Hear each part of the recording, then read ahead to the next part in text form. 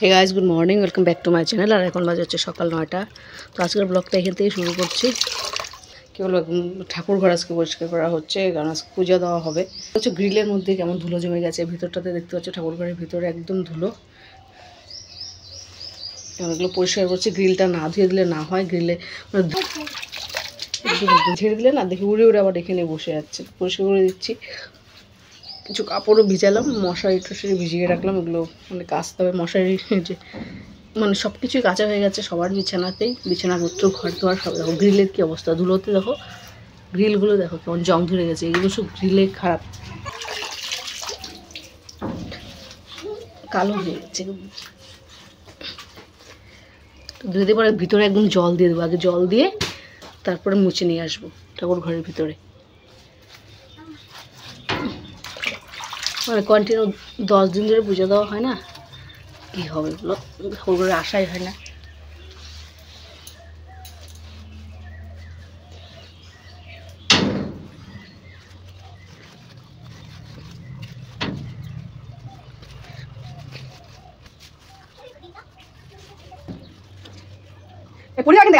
কি করতে শুরু করলো সকলে? না, এখন তোমার আসতে হবে না তো। না, তুমি ব্রাশ করলা, মিথ্যা কেন বলতেছো? আমি কোথা থেকে চকলেট দেবো আপনাকে? এরকম ভাব করে দোকানে আসছো তুমি? ও, উপরগুলো ঢাকা পাই না, বেশি লম্বা তো। এই নাইটি ভিজিস না। না পাচ্ছি, খুব একটা গাঠো না।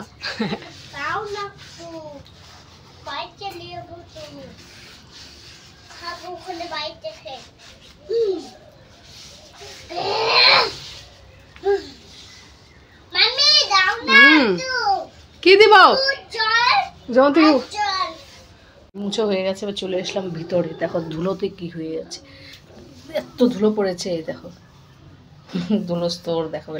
তো যাই হোক করে নিই।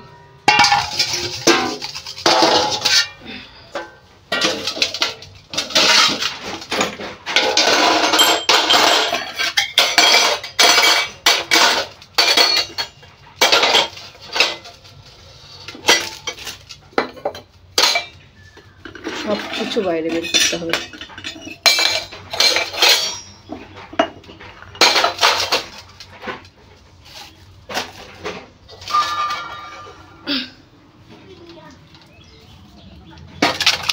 এখন বাজে হচ্ছে 2:15, স্নান সেরে এই খেতে এলাম।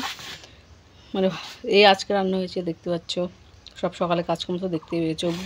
আজকে আমাদের পূজা দেওয়া স্টার্ট হলো, তো পুজো টুজো দিলাম, শান্তি জল নিলাম সবাই মিলে। ওষুধ আজকে উঠে গেল। এই তো রান্না বাড়া হয়েছে। তারপরে এটা হচ্ছে সজনা পাতা শাক, সজনা পাতার শাক কিন্তু আমার খেতে দারুণ লাগে, খুব একটা প্রিয় শাক আমার, খুব ভালো লাগে খেতে সজনা পাতা। আর এখানে দেখতে পাচ্ছ একটু কাঁচা পেঁয়াজ নিয়েছি। আর এটাই হচ্ছে তোমার বাঁধাকপি ভাজা, আর কি ঘন্ট করেছে একদম। আর এটা হচ্ছে মূলো ভাজা, দেখতে পাচ্ছ। তো আমাদের আজকে দুপুরে এটাই খাবার, রাত্রে হয়তো চিকেন বা মাছ হবে, যে কোনো একটা। দেখতে পাচ্ছ গুবলু ঘুমিয়েছে, এইমাত্র ঘুমিয়ে এলো। সব কিন্তু মানে আজকে না আমাদের এখানে ভালো গরম দিয়েছে। আমাদের এখানে আজকে ওয়েদার তোমার 34 ডিগ্রি চলছে। আর মানে ভালো গরম, হাওয়াও আছে কিন্তু ভালো গরম। ঝোড়ো হাওয়া দিয়েছে, দেখতে পাচ্ছ কোন পাতা পড়ে আছে চারদিকে, ঝোড়ো হাওয়া মানে। আর এদিকে দেখো সবাই ঘুমিয়ে গেছে, নিচে মা আর গুবলু ঘুমিয়েছে। গুবলুকে এইমাত্র ঘুম পাড়িয়ে এলাম। তো যাই হোক খেয়ে নেই। যারা ভিডিওটা দেখছে অবশ্যই বলো তোমাদের এখানে কেমন চলছে ওয়েদার, গরম না ঠান্ডা আছে আপাতত। কিন্তু না রাতের দিকে একটু ঠান্ডা লাগে, শুধু রাতের জন্য একটু মানে কি বলবো, আর কিছু গায়ে দিতে হয়, না হলে দিনের যে অবস্থা তাতে করে মানে কি বলবো, ঠান্ডা মানে ঠান্ডা যে এই মাসে যে একটু ঠান্ডা থাকে বোধই হয় না। তো যাই হোক, আর আমাদের তো যা যা ছিল ঘরে গরম কাপড় জিনিস সব উঠানো হয়ে গেছে। মানে কী বলবো, এবার মনে হয় অনেক গরম পড়বে কি জানি। আর এই গরমের মধ্যে তো খাওয়া দাওয়া ভালো লাগে না সেরকম, আর সব কিছু তো সারের খাবার, কি বলি আর সবাই জানো যে মানুষ এখন যদি অল্প বাড়িতে একটু সবজি চাষ করে বিক্রি করার জন্য, সেই সবজির মধ্যে শাক সবজির মধ্যেও মানে কি বলবো সার দিয়ে ভর্তি করে রাখে। এখন যাদের মনে করো কী বলবো, এখন গ্রামের মানুষও ওরকম চাষাবাদ খুব একটা করে না। এখন সবাই মানে চাপাতি বাগান লাগিয়ে দিচ্ছে এদিকে। যাদের অল্প অল্প জমি আছে, ফাঁকা বাড়ি বিঘার মতো এক্সট্রা জমি আছে, সেই জমি মানে চাষাবাদের জমি, মাঠের জমি বাদ দাও, মানে বাড়ির সামনে যেগুলো জমি আছে সেগুলো তো এখন চা পাতা লাগিয়ে দিচ্ছে। তো চারদিকে চা পাতা বাগান। এখন আমার মামা বাড়িতে যেরকম আগে একটু চাষের জমি ছিল পেছনে অল্প সাইডে, তো ওইটা দেখে এবার চাপাতি বাগান লাগিয়ে দিয়েছে। তো না মানে সব চাপাতি বাগান, এমনি তো মাঠের জমিতে তো চাপাতি বাগান লাগিয়ে দিয়েছে। ওগুলো তো মাঠের জমিগুলো তো ধান চাষ করতো, পাট চাষ করতো, মানে সিজনে সিজনে যে শাকসবজিগুলো হতো সেগুলো চাষ করতো। কিন্তু ইদানিং 3 বছর ধরে কী করেছে, চাপাতি বাগান লাগিয়ে দিয়েছে ওই মাঠের জমিগুলোতে। তো আর মাঠের জমি তো আর চাষাবাদের নেই এখন বর্তমানে। যে বাড়ির পাশের জমিটা ছিল সেই জমিতেও চাপাতি বাগান করে নিয়েছে।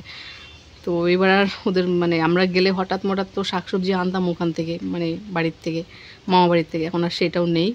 তো ওদেরই এখন কিনে খেতে হয় সব শাকসবজি। এখনই ওদের মানে কী বলবো, ধান থেকে চাল থেকে শুরু করে সব কিছুই কিনে খেতে হয়। আগে তো থাকতো, আগে শুধু তেলটাই মনে করো কিনে খেত, বাদবাকি সব বাড়িতে চাষ হতো। কিন্তু এখন আর সেটা নেই, চারদিকে চাপাতি বাগান। আর করবেটাই কি, মামার যে পাশের জমি আছে ওই মাঠের পাশের জমিতে প্রত্যেকে চাপাতি বাগান লাগিয়েছে। তো এবার হচ্ছে মামার জমিটা মাঝখানে পড়ে গেছে।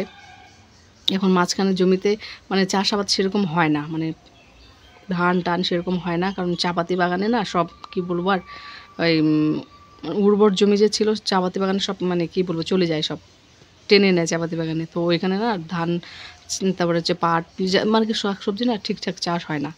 যার জন্য কী করবে, বাধ্য হয়ে ওই চাপাতি বাগান লাগিয়ে দিয়েছে। উপায় নেই তার মধ্যে, না হলে চারপাশে চারদিকে চাপাতি বাগান, তো মাঝখানে ওই আবাদের জমিটা ছিল ওখানেও হয় না শাকসবজি।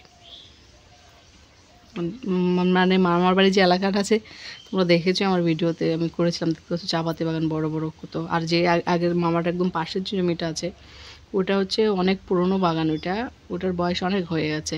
ওটা প্রথমে বলে আগে আনারস বাগান ছিল, না আগে ছিল আখের বাগান, তারপরে ছিল আনারস বাগান, তারপরে তো চাপাতি বাগান এটা করেছে। আমরা ছোটোর থেকে দেখছি ওই চাপাতি বাগান। মা বলে আমরা দেখেছি আগে আখের বাগান ছিল, তারপরে হচ্ছে আনারস বাগান করেছে, তারপরে চাপাতি বাগান। ও বাগানটা অনেক এলাকা জুড়ে, অনেক এলাকা, কয়েক একর জমি হবে ওখানে, 100 একর মতো তো হয়ে যাবে। তো এই হচ্ছে এখন এই যে মানে কী বলবো, এখন তো যেমন শহরের মানুষগুলো দেখি মানে বাড়িতে উপরে ছাদের মধ্যে টবের মধ্যে শাকসবজি চাষ করে, মানে উপায় নেই, কী করবে আর, সারযুক্ত কত খাবার খাবে, মানে শাকসবজি সব কিছুতেই তো এখন সার, মেডিসিন সব কিছুতেই। এই জন্য মানে ওদের বুদ্ধিটা ভালোই, বাড়িতে ছাদের উপরে মানে টবের মধ্যে শাকসবজি চাষ করা। কিন্তু ওরা দেখো মানে চাষ করে খায়, কিন্তু আমাদের এখন গ্রাম্য এলাকার মানুষগুলোই আর চাষাবাদ মানে করতে চায় না, ওরা এখন শহুরে ভাব ধরে যাচ্ছে। তো কী বলবার, যত মানে পিওর শাকসবজি না খেতে পারলে না শরীর সবার অসুস্থ। এখন মানে যে হারে স্ট্রোক হচ্ছে, ছোট ছোট অল্প বয়সে মানুষের স্ট্রোক হয়ে যাচ্ছে। এই যে আমার দাদাটা যে মারা গেল, স্ট্রোকেই মারা গেছে, বেশি বয়সই হয়নি, কেবল ও বিয়ে করেছে, স্ট্রোক করে মারা গেল। এখন মানে ঘরে ঘরে স্ট্রোক হচ্ছে। আগে শুনলাম বয়স্কদের হতো, এখন বয়স্ক না শুধু ইয়াং মানুষেরও হচ্ছে, ছেলে মেয়ে বয়স্ক সবারই এখনও স্ট্রোক হচ্ছে। স্ট্রোক কি শুধু মানে কি বলবো আর, এই সব কিছুতে ভেজাল খাওয়া দাওয়া, এর জন্যই আর কি মানুষ এখন রোগের দিকে ঝুঁকে পড়ছে। ব্যাপার মানুষের এখন মানে চারদিকেই রোগ, এই খাবার থেকে শুরু করে সব কিছুতেই তো ভেজাল, মানে খাওয়ার থেকে শুরু করে গায়ের মাখার থেকে শুরু করে সব কিছুতেই ভেজাল। তো মানুষের কতদিন টিকবে এভাবে বলো তো? আগেকার দিনে মানুষগুলো 110 105 বছর এরকম টিকে যেত, কিন্তু এখনকার মানে খুব টিকে না, কেউ 50 বছর 40 বছর, হাই যদি টিকে ওই 80 বছর, এর উপরে আর টিকা খুব মুশকিল এখনকার মানুষের। তো এই হচ্ছে, যাই হোক অনেক বকবক করলাম, খেয়ে নেই। তো এখন বাজে হচ্ছে 7:30, রান্নাঘরে যেতে হবে, জানি না কি রান্না হবে। দুপুরে রান্না তো দুপুরে শেষ হয়ে গেছে। আর হচ্ছে সন্ধ্যা নাকি বিকেলবেলা সন্ধ্যা একটু গুবলুকে নিয়ে গেছিলাম একটু বাজারে গিয়ে তেল ছিল না, অনেকদিন ধরে কুলটা শুকিয়ে রেখেছি, তো কুলের হচ্ছে মশলা নেই, মানে আচার বানানোর জন্য কুল শুকিয়ে রেখেছি। কুলগুলো শুকিয়ে না একদম কাঠ হয়ে গেল। তো হচ্ছে মানে আচার বানানোর জন্য যা যা দরকার নেই, শুকনো লঙ্কা তো আছে কিন্তু গুড় নেই, আর হচ্ছে মিষ্টি আচার বানাবো গুড় নেই, আর হচ্ছে মৌরি নেই, আর মশলা তো আছে মোটামুটি ঘরে, কিন্তু মেন জিনিসগুলোই নেই, গুড় আর মৌরি। তো ওইটা আনতে গেলাম, তো অর্ধেক রাস্তায় চলে এসেছি, তখন মনে পড়েছে এই মৌরি তো নেই, আবার রিটার্ন গেলাম, গিয়ে মৌরি নিয়ে এলাম। গুগলো আর আমি গেছিলাম, তো গুগলো যে কিছুক্ষণ পড়াশোনা করলো, পড়াশোনা করে এখন শুয়ে পড়েছে। তো আমাদের এখনও মানে আসেনি, বাবা আসেনি, এলে তারপরে কিছু একটা রান্না হবে।